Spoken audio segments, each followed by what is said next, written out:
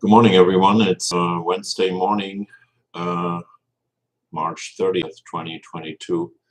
I apologize. I'm going live here after I had to reorganize my screens in order to get this YouTube video streaming. So I hope you are online watching me. If not, there will be, of course, always the option to watch and listen after it has been recorded. So again, sorry for maybe a little clumsier start this morning. So let me start by giving you an update about what we're doing here in the city of Monterey. We're taking a week off, so to speak, from our council schedule. So next week, April 5th, there will be no council meeting. Council will reconvene on April 19th. As you recall, we actually planned originally to take the first meeting in January off. I think that was like January 3rd or 4th. But the redistricting forced us, of course, to keep that schedule up and alive with meetings to get the redistricting done within 90 days.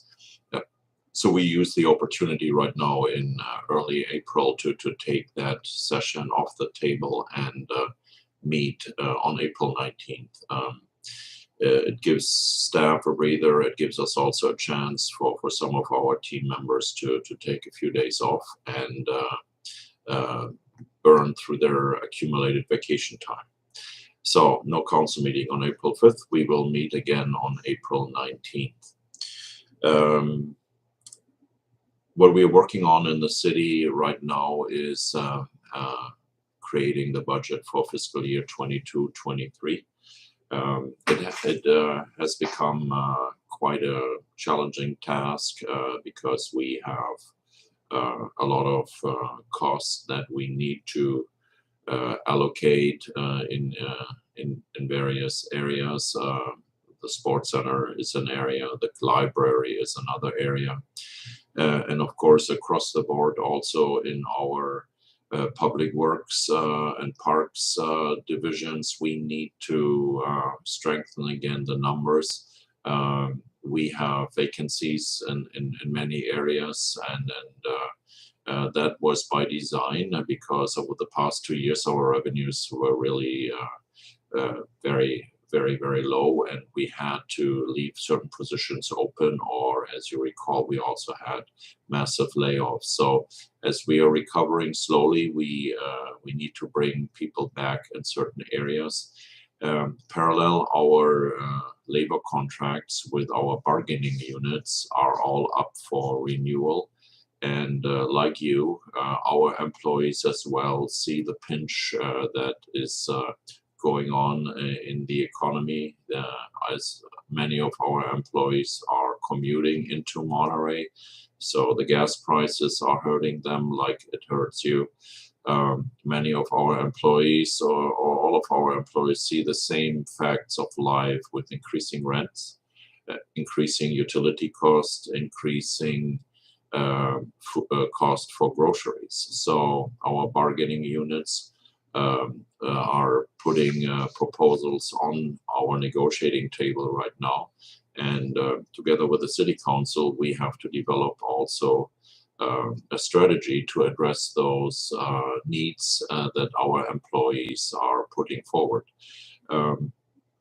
So that is part of our budget. We do not know yet where we will end up with our labor negotiations. Nevertheless, we have to present by the end of April a budget to the City Council that they then can discuss and share also with the public. One of the things that becomes clear to me also over the past decades or so, the city has stepped up in many areas and has funded a lot of programs and services. If we want to continue to fund those services that benefit our residents, we need to find ways of cutting back in other areas where other entities are required to step up to the plate and cover more their cost share, their more fair cost share. So you will see probably and hear sooner than later about some of the plans that we are developing right now to unburden the city from certain cost sharing ideas that were really valid 2-3 decades ago, but where we really need to say now, okay, other organizations have to pitch in and share those costs. We will be required to continue to help our social service providers. We will continue to support many of our services and programs that we have, but other elements, I think we need to have discussions about dialing them slightly back. So that's where we are right now within our budget process.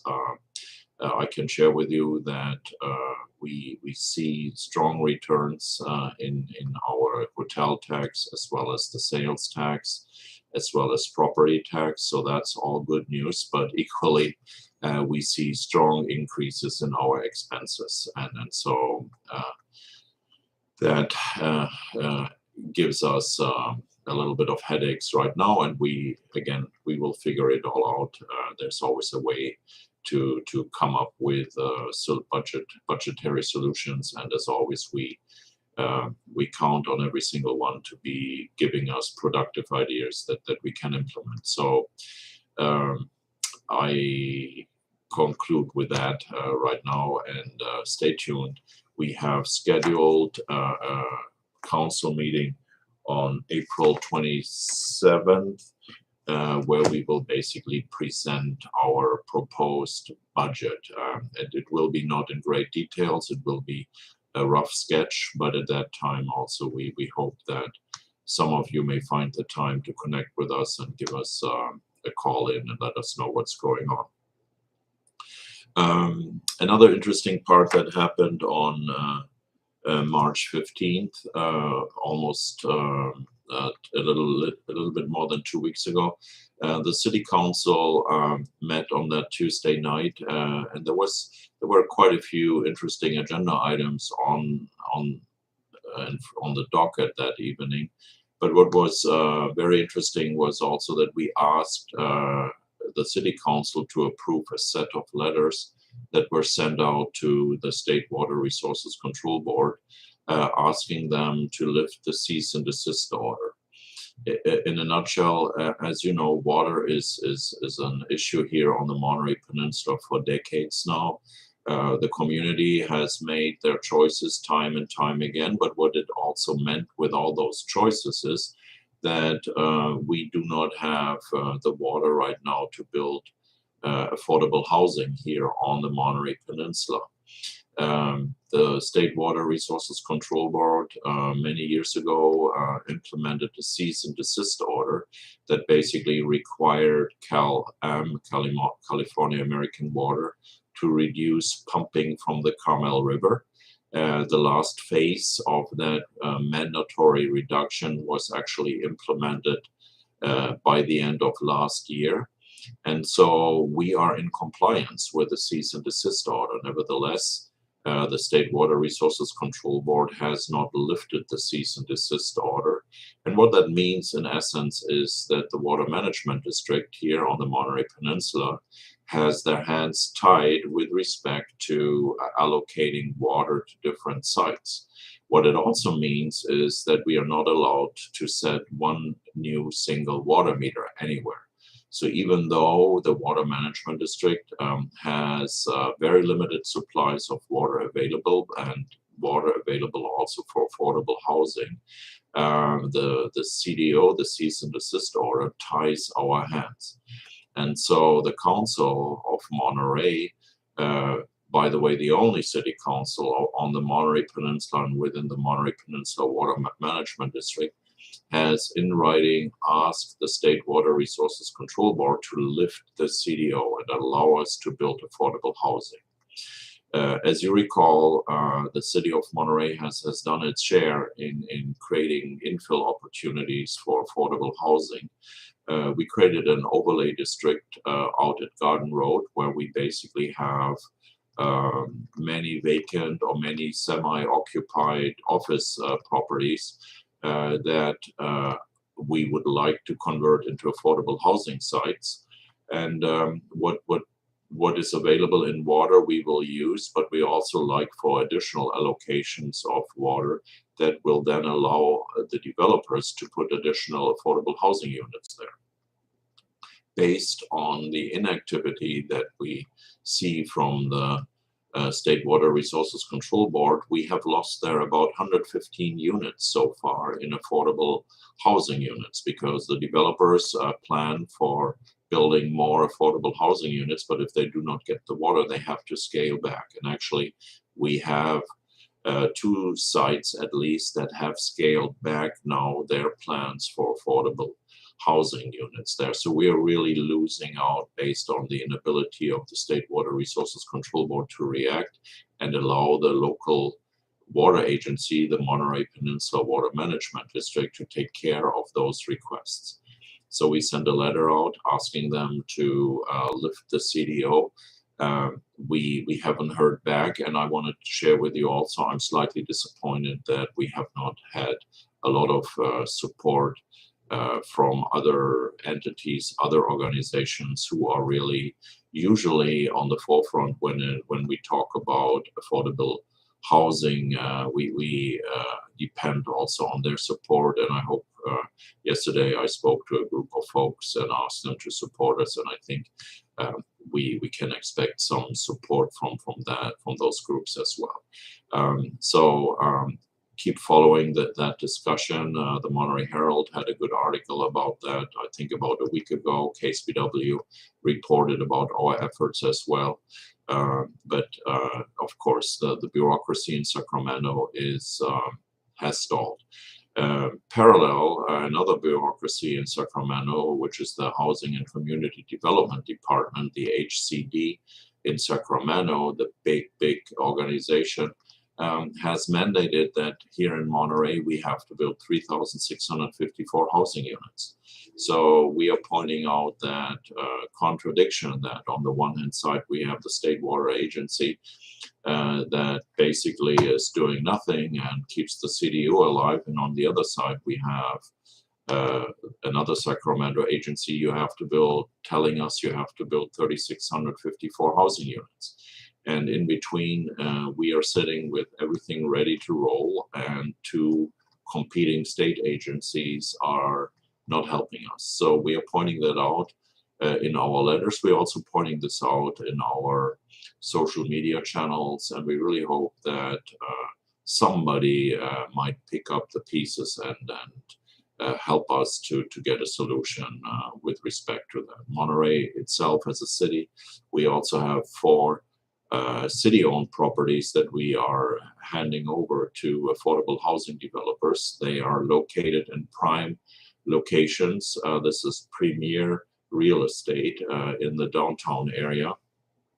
And we are basically suggesting to the city council to give those away in long-term leases to housing developers and let them build 100% affordable housing there.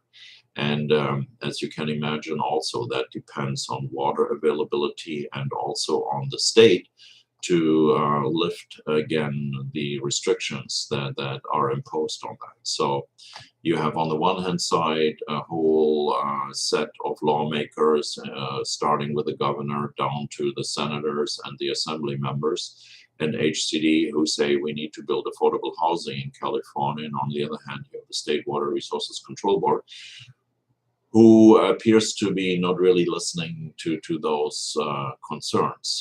What you also hear statewide is the drought, and you hear statewide people are talking, or the state is actively pursuing water restriction measures. So here's the city of Monterey asking to allow affordable housing and giving us a few more bucketful of water in an environment where we will know where we would know that we will encounter a drought over the next couple of months, if not years. So something has to give here. It doesn't make sense to ask for additional housing and cut back on water usage. So the big picture is not clear for the state yet. If we have not enough water for the state, there should be considerations. Okay, how can we curtail back demand? And maybe the state is just also to a degree overpopulated, as we do not have the necessary infrastructure to support millions and millions of folks that are living in California. So we are in the middle in all of those good discussions. Pretty sure that there will be a solution coming out, and I just ask you all to follow those conversations and share with us also what you think and what you feel, and share your feelings and support also with our state elected officials, Assembly Member Stone and Senator Lair. Those two are on the forefront of many legislative efforts, and you have friends in them, and they are listening, and they are actually helping also as much as they can. So don't forget to connect with those as well.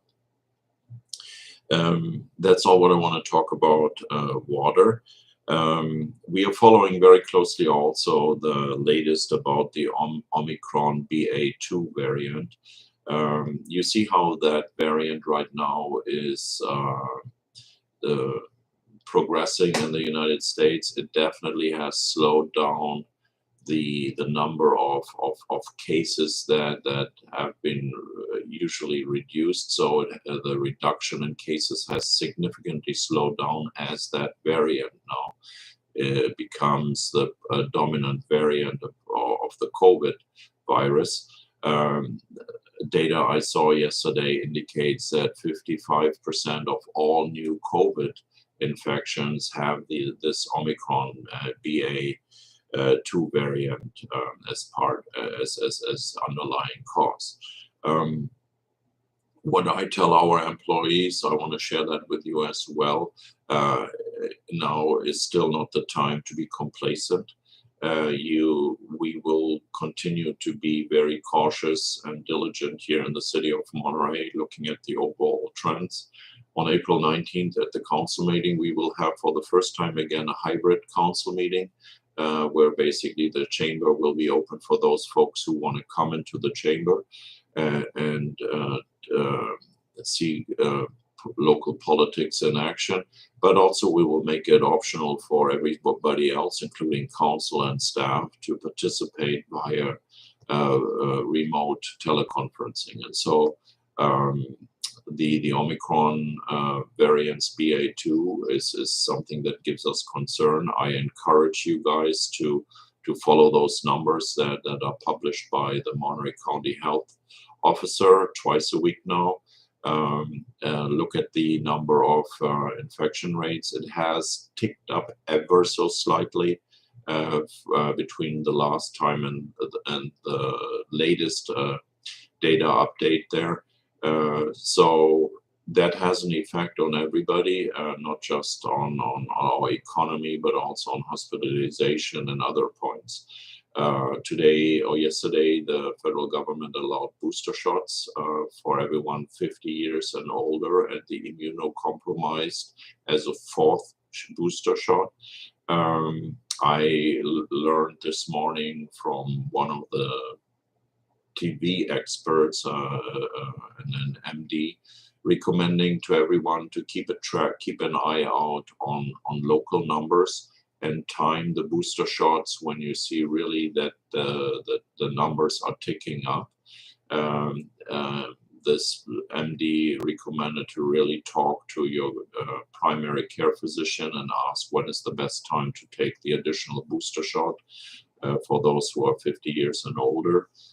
His suggestion again was look at your local numbers, and if you see those numbers ticking up, it might be time then to get the booster shot. But his overriding recommendation was for all those who have a general physician, talk to your doctor and find out what he or she recommends to you. And so again, we as a city keep tracking all those numbers, and we see also to a great deal, and that goes back to the budget, that a great number of our customers is still very cautious. Sports Center, of course, is the premier facility where we see that we are still not even close to 50% of customers having returned from the numbers we saw in 2019. So we understand there's a great deal of caution out there, and it ain't over. So we are watching this all very, very carefully. Nevertheless, we are looking optimistically into the summer, and in the summer we are pushing for, again, recreating our recreation program to its former strength and glory. So we will have summer camps out at Camp Hinsabe, out at Toro Park. As you recall, 2 years ago, there were a bunch of fires out there. They also affected our area where we were holding the Camp Hinsabe. So some of the trails have been restored or are being restored, but we will bring back Camp Hinsabe. That's a 6-week program where we will start on Monday morning, busing out the groups to Camp Hinsabe. They stay there for 4 nights and return Friday afternoon back in Monterey. And that's a huge camp program. And just between you and I, that program is being funded by user fees, but also by subsidies or support from the general fund, because we want to keep those program fees affordable, and we know how much Camp Hinsabe is loved by our local youth and our parents. The other element that we bring back are the day camps at Whispering Pines. We will have, again, those day camps there, and also day camps at the Monterey Sports Center. The Monterey Sports Center during summertime becomes a great child care facility, a child depository facility. A lot of folks drop off their kids early in the morning and then pick them up late in the afternoon, and the kids get well entertained there and kept busy by our recreation leaders.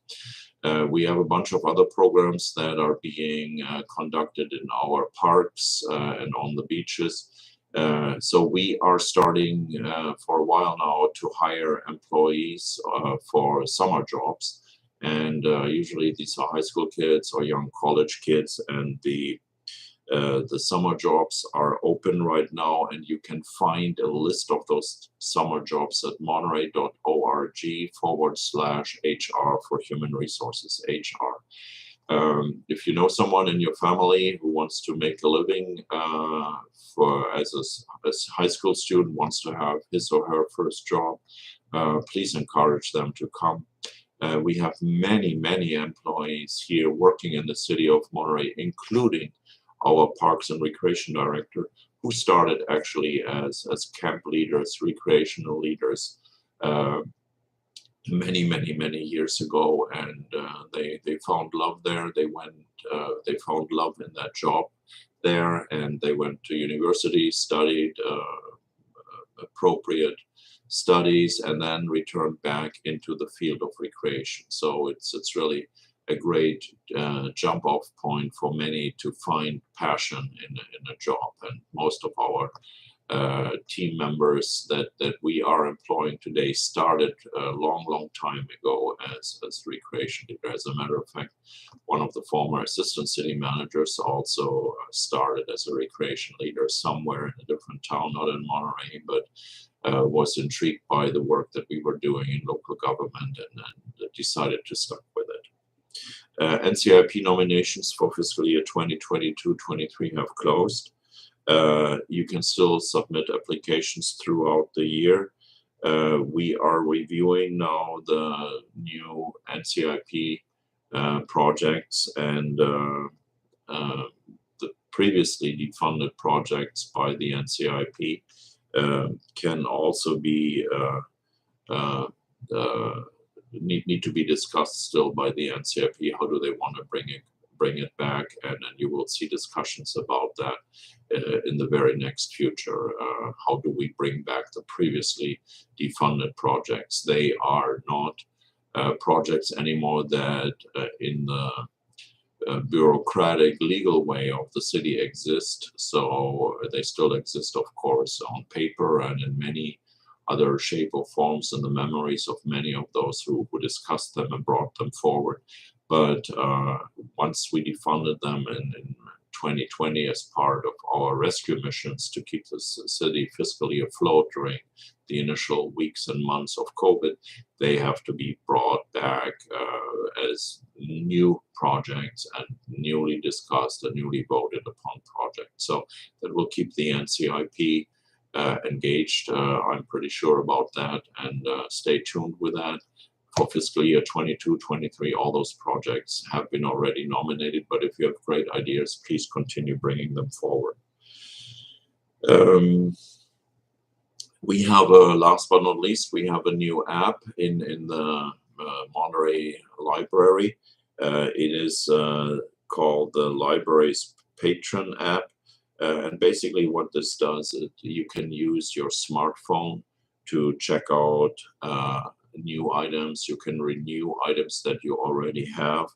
And it's really as simple as you download the app and you log into the app, and then you use the camera on your smartphone to scan the barcode of the item, and the book is yours for the time that we allow you to keep your book. So this app, the Monterey Public Library's Patron app, is available on the App Store as well as Google Play for those of you who still think Androids are a good option as well. So that's all for today. I don't see any questions popping up in the chat function. Thank you all for listening, and have a wonderful day. Thank you for allowing us to be of service for you. If you have ideas, if you have suggestions, if you think we're really screwing up somewhere, let us know, and we will do our best to remain your #1 public servants here on the Monterey Peninsula. Have a wonderful day, and stay safe. Bye-bye.